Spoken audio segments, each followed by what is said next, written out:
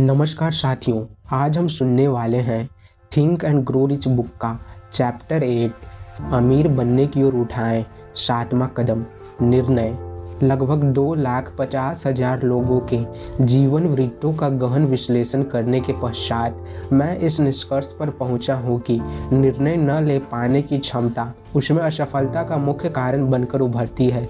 यह कोई एक पाश्चिक सिद्धांत पर आधारित कथन नहीं, वरन एक सार्वभौमिक सत्य है। टालम टोली अंग्रेजी में प्रोक्रेस्टिनेशन निर्णय के ठीक विपरीत चलने वाली क्रिया है। टालम टोली का स्वभाव मानव सभ्यता का सबसे बड़ा शत्रु है। बड़े और महान लोगों के जीवन से हमें एक स्पष्ट पाठ मिलता है कि वे सभी शीघ्र निर्णय लेने में माहिर थे और यदि कभी अपने निर्णय को बदलने की जरूरत पड़ती थी तो वे उसे बहुत धीरे धीरे बदलते थे। हेनरी फोर्ड भी अपने निर्णय बहुत त्वरित गति से लेता था, परंतु उन्हें बदलता बेहद धीमी गति से था।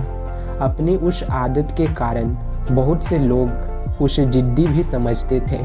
जब उन्होंने अपनी प्रसिद्ध कार मॉडल टी बनाई तो उनके सारे सलाहकार संभावित विक्रेता एक मत थे कि इसका मॉडल बदल दिया जाए। उनके अपने निर्णय पर जमे रहने के कारण उन्हें जिद्दी भले ही समझा गया हो और उनको इसी मॉडल से आशासित धन प्राप्त हुआ। ज़्यादातर लोग जो अपने निर्णय शीघ्र नहीं ले पाते, दूसरों के प्रभाव में शीघ्र आ जाते हैं। लोगों का स्वभाव है एक नई बात कहना। मुंडे मुंडे मूर्ति भिन्ना कहावत यही तथ्य प्रकट करती है। बात सबकी सुननी चाहिए, परंतु करना अपनी ही बुद्धि से चाहिए, क्योंकि दूसरे तो एक आम धारणा से बात पैदा करते हैं, जबकि आपको एक खास मत चाहिए, वह मत जो आपकी परिस्थिति के आकलन के बाद लिया जाए। यदि दूसरों से शीघ्र प्रभावित होते रहेंगे तो आप न सिर्फ अपना निर्णय नहीं ले पाएंगे, वरन आप अपनी इच्छा से भी हाथ धो बैठेंगे। जब इच्छा ही न होगी तो क्या सफलता और क्या धन प्राप्ति। सिवा अपने मास्टरमाइंड ग्रुप के औरों की बात भी सुने, पर करे वही जो आपके उद्देश्य के अनुकूल दिखाई पड़े। आखिर भगवान ने आपको भी अपनी आंखें और दिमाग दिया है, उनका इस्तेमाल करें। वैसे भी आम लोगों का स्वभाव होता है कि जितना उन्हें मालूम है उससे कहीं ज़्यादा अपनी विद्वता प्रदर्शित करते हैं। ऐसे लोग ज़रूरत से ज़्यादा बोलते हैं। पुरानी कहावत है कि सुनो सबकी पर करो अपने मन की। भगवान ने 2 कान, 2 आँखें और 1 मुंह इसी तथ्य को रेखांकित करने के लिए दिया है कि ज़्यादा सुनो और देखो पर बोलो कम। ज़्यादा बोलने से आप अपनी सभी योजनाएं और मंतव्य उनके सामने खोल देते हैं, जिन्हें उन्हें ध्वस्त करने में ही मज़ा आता है। कोई भी नहीं चाहेगा कि आप उनसे आगे निकल जाएं। अपना खजाना हर एक के सामने खोलने की कोई ज़रूरत नहीं है। इसमें 2 नुकसान है। एक, दूसरों का उसे जांचने परखने और ध्वस्त करने का मौका प्राप्त होता है। दूसरे, आप धीरे हो जाते हैं। इसलिए सदैव दुनिया को बताएं कि आप क्या करना चाह रहे हैं, पहले उसकी एक बानगी दिखा लें। इसलिए पुराने विद्वानों ने कहा भी है, शब्द नहीं कृत्य को बोलने दो। टालम टोली की कुशलता। संसार के महानतम निर्णय बड़े जोखिम के साथ लिए गए हैं। ज्यादातर ऐसे थे जिसमें निर्णायक की मृत्यु निश्चित थी, परंतु अपनी मृत्यु का जोखिम उठाकर भी उस निर्णय करने वाले ने सभी को मुक्ति प्रदान की। लिंकन ने जब अपने प्रसिद्ध स्वतंत्रता उद्घोष की घोषणा की थी, जिसने श्याम वर्ण के लोगों को मुक्ति का संदेश दिया था, तो लिंकन को मालूम था कि इस घोषणा से उसके हजारों हितैषी और मित्र उसके विरोधी बन जाएंगे। अंत में वही हुआ भी। लिंकन की हत्या हो गई। वस्तुतः काले लोगों को वह मरते मरते स्वतंत्रता दे गया। सुकरात ने जहर का प्याला पीने का निर्णय लिया और अपनी बात पर कायम रहा। गैलीलियो को सूली पर चढ़ा दिया गया, परंतु वह सत्य उद्घोषित करता ही रहा। वह धरती अब भी घूम रही है, जबकि चर्च का मानना था कि धरती स्थिर है और सारे ग्रह नक्षत्र चलायन है। अमेरिकी इतिहास पूरा भरा हुआ है ऐसे ही जोखिम भरे निर्णयों से, जिसमें निर्णयकर्ता को अपनी जान गंवानी पड़ी, परंतु उसने सत्य का साथ नहीं छोड़ा। जो निर्णय शीघ्र लेने की क्षमता रखते हैं उन्हें ज्ञात होता है कि उन्हें क्या चाहिए।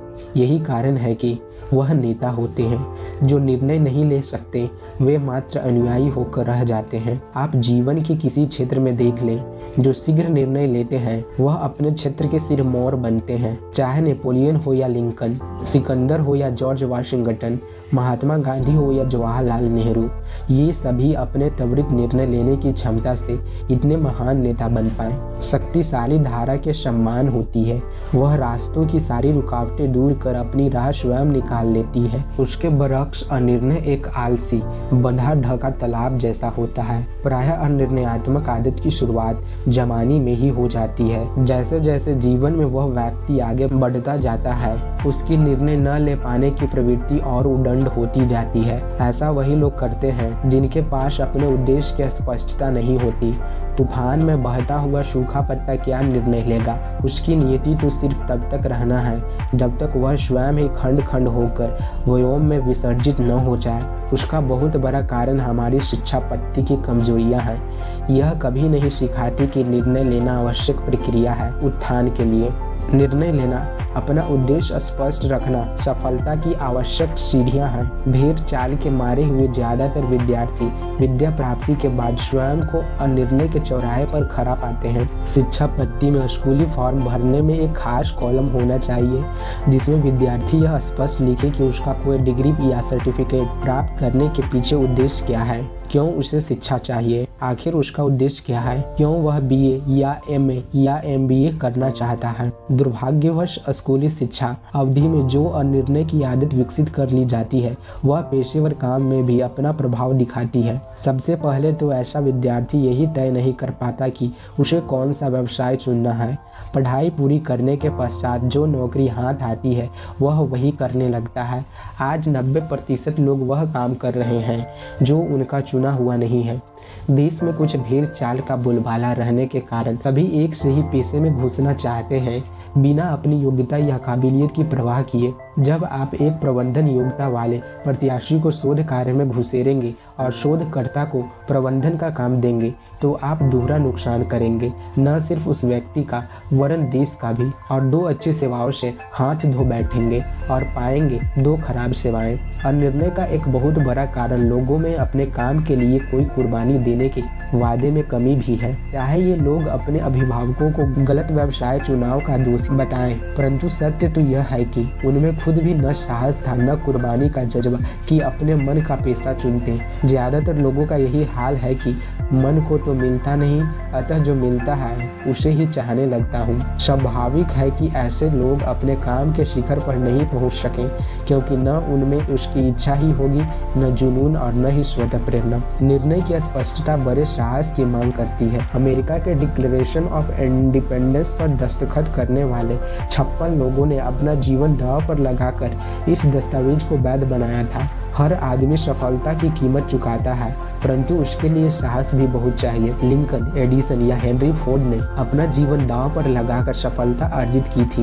यदि आप धनी होना चाहते हैं और उसके लिए अदम्य इच्छा रखते हैं तो वह जुनून पैदा कीजिए जिससे आप अपना स्वप्न साकार कर सकते हैं। सैमुअल एडम ने कॉलोनियों के लिए स्वतंत्रता की चाह की थी, तो एक पूरे जुनूनी जोश के साथ आप भी यदि करोड़पति अरबपति होना चाहते हैं तो उसके लिए इच्छा, साहस, जुनून और लक्ष्य स्पष्टता प्राप्त कीजिए और फिर देखिए कि आपकी यह इच्छा कैसे फलीभूत है। पीछे के चैप्टर व्यवस्थित योजनाबद्धता में आप पूर्ण निर्देश पाएंगे कि कैसे अपनी हर तरह की व्यक्तिगत सेवा का सही विपणन करके आप लाभान्वित हो सकते हैं। उसी चैप्टर में आपको निर्देश मिलेंगे कि कैसे अपना मनचाहा व्यवसाय, नौकरी ही नहीं वरन मालिक को चुने।